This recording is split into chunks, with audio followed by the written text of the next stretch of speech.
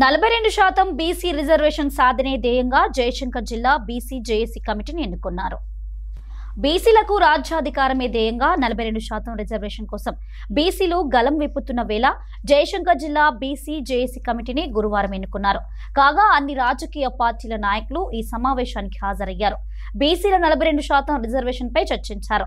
42% reservation కోసం ఈ నెల 18న తలపెట్టనున్న బంద్ను విజయవంతం చేయాలని పిలుపునిచ్చారు.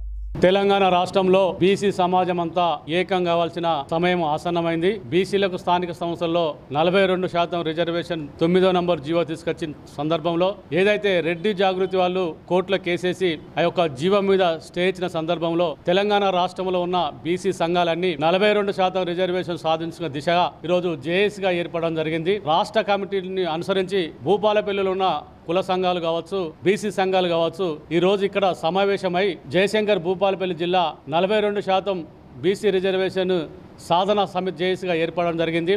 రేపటి బీసీ నాయకత్వాన్ని ముందుకు తీసుకుపోయి బీసీల యొక్క 42% రిజర్వేషన్ సాధించాలనే లక్ష్యం కోసమే మేము ముందడుగు వేయడం కోసం ఇక్కడ జాగ్గా ఏర్పాటు చేయడం జరిగింది.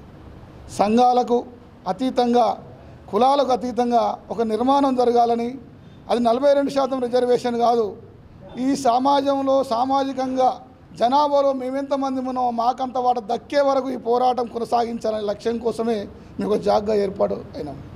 ప్రధానంగా రేపటి బంద్కు ఇక్కడ ఉన్న వ్యాపార వర్గాలు, స్వచ్ఛంద సంస్థలు మాకు సహకరించాలని మేము కోరుతున్నాం. మరి రాష్ట్రాలకు అధికారం ఉందని చెప్తున్న మీరు మళ్ళీ ఏ విధంగా మా స్టే ఇచ్చారో హైకోర్టు కూడా సమాధానం చెప్పాలి.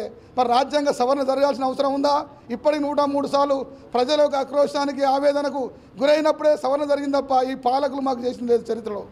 ఈసారి కూడా 104వ సవరణ జరిపి తెలంగాణ రాష్ట్రంలో బీసీలకు రిజర్వేషన్ 42% ఇవ్వాలని డిమాండ్ చేస్తూనే ఈ బంద్ కొనసాగిస్తామని చేస్తున్నాం. భూపాలపల్లి జిల్లా కేంద్రంలో భూపాలపల్లి జిల్లా జేఏసీ కమిటీ ఏర్పాటు చేయడం జరిగింది. ఎల్లుండి జరగబోయేటువంటి జేఏసీ ఆధ్వర్యంలో జరిగే జిల్లా బంద్ను కాటారం డివిజన్ ప్రాంతంలో ఉన్నటువంటి 5 మండలాల్లో ఉన్నటువంటి బీసీ ప్రజానీకం అందరూ మూకమ్మడిగా రోడ్ల మీకు వచ్చి ధర్నాలో పాల్గొంటూ బంద్ను విజయవంతం చేయాల్సిందిగా జేఏసీ తరఫున ఈ ప్రాంత ప్రజలకు పిలుపునిస్తున్నాం.